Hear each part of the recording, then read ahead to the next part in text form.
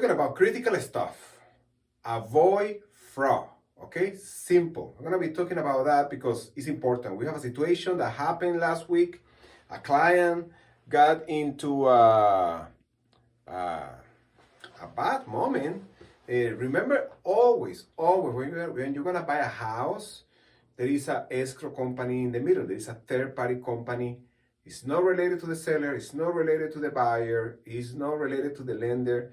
The agent, most of the time, the listing agent, they pick the escrow company. Okay, it's very important for all the buyers to avoid fraud.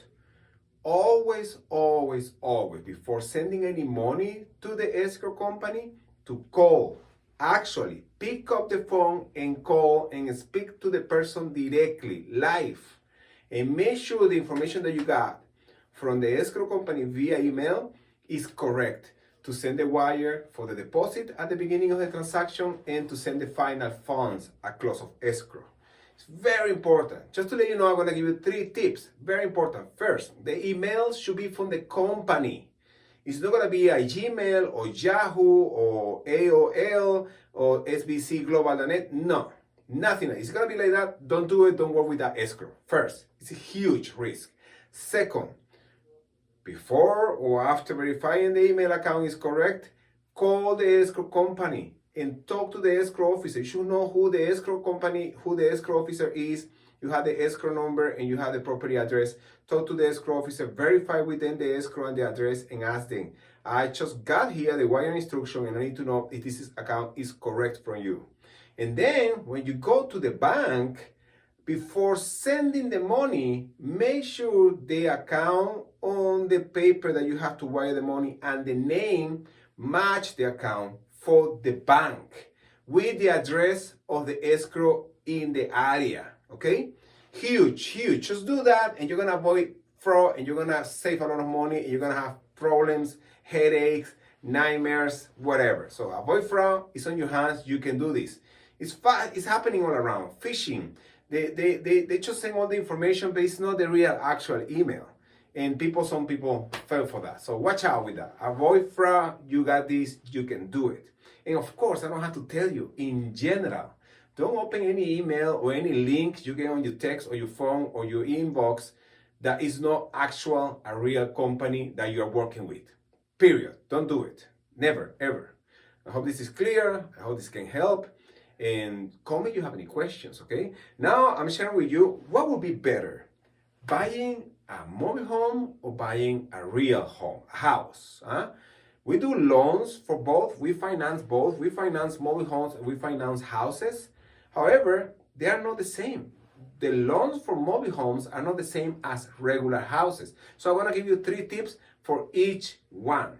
Of course, mobile home loans are usually less expensive than houses because less expensive, I mean the price of the property, because it's not a real house. You're not buying the land, you're just buying the structure and then you have to pay for the space. So that's one of the things. Maybe the price is going to be less than a house if that's something that you're looking for. Second, since you are in a park, when the space you have to pay every month, you have to pay a space, you have to pay like HOA, that space maybe includes something to help you on the park.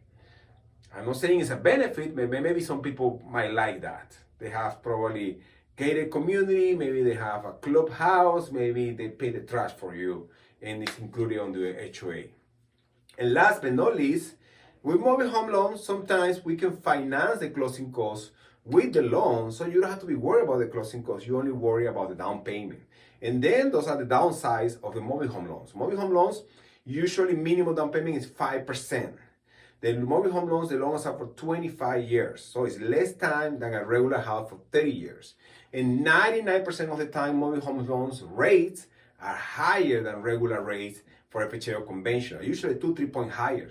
We just closed a mobile home last week. The actual rate was the lowest rate we done in a mobile home was 8.6 or 8.5% because the FICO score was 800 and the client put for like 40% down. So that was the case, the rate was low. But most of the time, mobile home rates are around 9-10% regularly.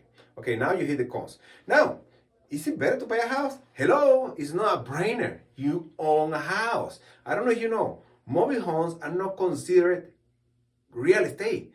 Mobile homes are considered personal properties. There's a huge difference. Personal property doesn't appreciate. You cannot get equity enough or the same way you get houses. You cannot depreciate personal property. So you cannot actually rent it out and get benefit. A different with a house, wow, bunch of benefit, and that is the reason why it's better to buy a house. You can buy a house even 100% financing, down payment assistance. You get equity, you own the land. Properties interest rate for real estate right now FHA is 5.875%. You can do a refi cash out up to 80% of the property value. I don't know, you name it. A house is a house, always will be better. But I understand if you want to buy a mobile home. Just give it. Hey, listen, this is the fastest loan approval we ever gotten ever in 20 years doing loans. HELOC, you can access your equity with a powerful, super fast HELOC. AI, everything is AI. We got the approval in less than 1 hour. The client got the offer for the house, $150,000 loan. Yes, the interest rate is a little bit higher, was 13%, because the FICO score is 679. But we can do it. We are doing it. This client is going to access the equity in 7 days. With that money, he's buying another property cash. He doesn't need to finance the other property. So, HELOC, home equity line of credit. You need access fast to your equity. We can help you in 7 days or less. You can get the money as long as you have enough equity, you have proof of income, and you have good FICO score. That's it for now. I love you.